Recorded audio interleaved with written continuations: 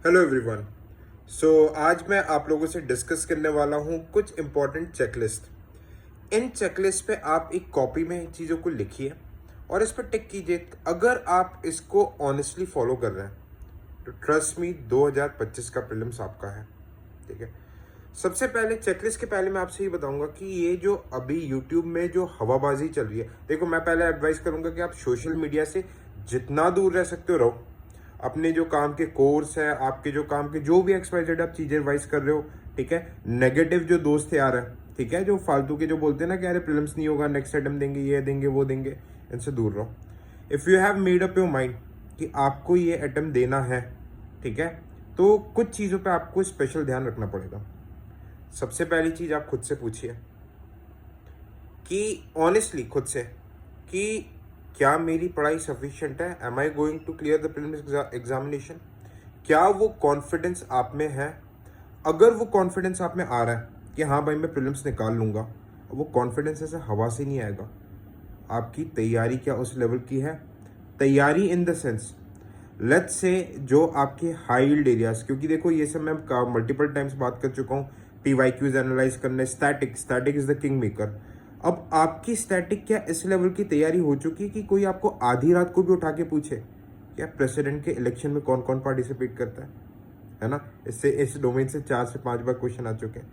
Fundamental rights में preventive detention में क्या है, क्या चीज है, ट्राइबल एरियाज में क्या है, ओके, एनवायरनमेंट के इंपॉर्टेंट स्पीशीज क्या है, ठीक है। अगर आपकी ये जो इंपॉर्टेंट एरियाज, आपकी स्टैटिक वाली जो पार्ट है आपका, अगर उसमें होल्ड इतना रॉक सॉलिड है कि आप किसी भी टाइप के, मतलब यूपीएससी के, नॉट ओनली सीएससी, आप यूपीएससी का सीडीएस, सीएपीएफ, किसी भी टाइप के यूपीएससी का पेपर आप उसमें 80-70% क्वेश्चन सॉल्व कर ले रहे हो। ज्योग्राफी के, पॉलिटी के 60-70% क्वेश्चन आप सॉल्व कर रहे हो। इकोनॉमी, एनवायरमेंट, ठीक है, आप नॉलेज से, चलो अगर सॉल्व नहीं भी कर पा रहे हो, आपको अगर पेपर देख के लग रहा है यार ये कंसेप्ट तो पढ़ा है ना, बस इसमें थोड़ा सा रिविजन करेंगे, तो आपके अंदर एक ऑटोमेटिकली कॉन्फिडेंस आएगा।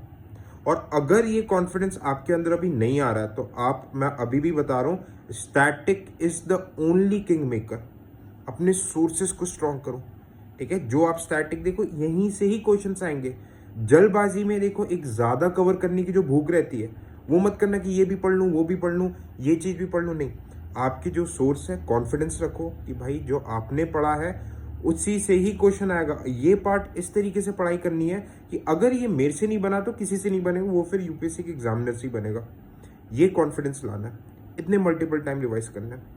करंट अफेयर्स, ठीक है, करंट अफेयर्स हाँ इंपॉर्टेंट है, पर ऐसा नहीं कि पूरी जान झोंक दो करंट अफेयर्स में। जान आपको झोंकनी है स्टैटिक में, ठीक है।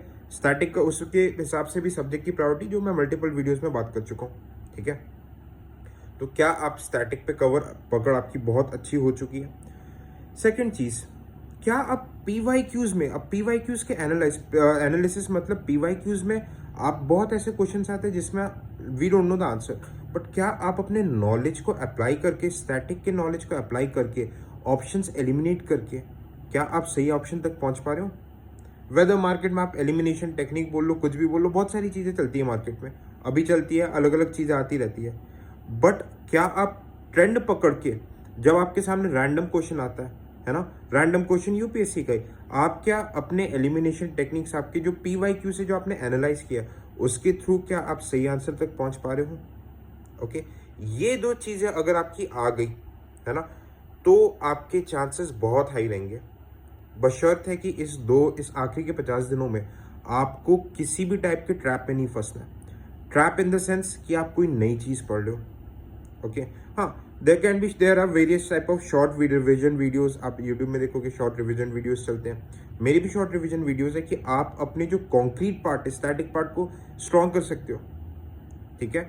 जैसे कि मैंने जो सबसे टेक्निकल पार्ट्स होते हैं, environment, economy, science and tech, geography, उसको मैंने बंडल अप करके एक छोटा सा कोर्स बनाया, नॉमिनल सी फीस रखी है।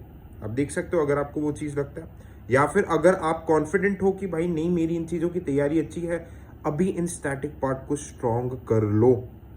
एटलीस्ट आपको लोग बोलेंगे 3-4 रिविजन, आप कोशिश करो 5 रिविजन आपको पहले देके जाने।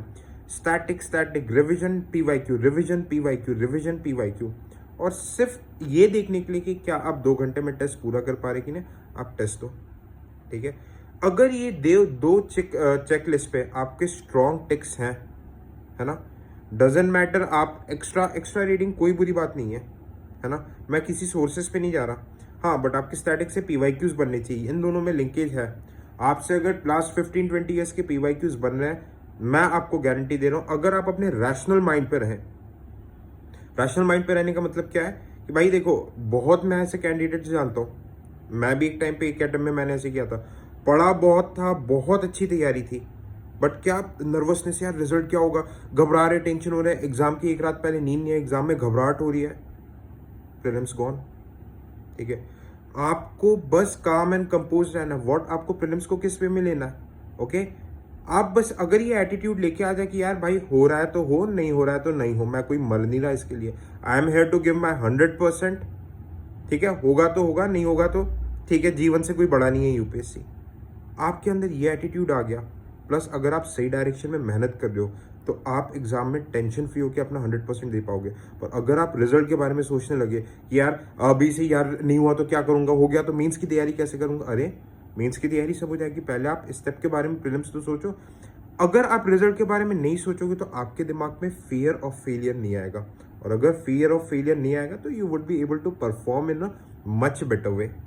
ठीक है, तो ट्रस्ट मी, अभी क्या करना है, आपका एक साइकिल प्रॉपर वे में लेके आओ।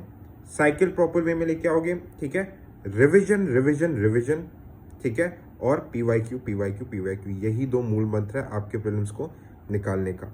ठीक है, एंड इफ अगर आपको लगता है, if you want to do revision with me, ठीक है, I have big 4 bundle course जो मैंने आपको बताया, जिसका लिंक इस वीडियो के डिस्क्रिप्शन पे रहेगा। थैंक यू सो मच, जय हिंद।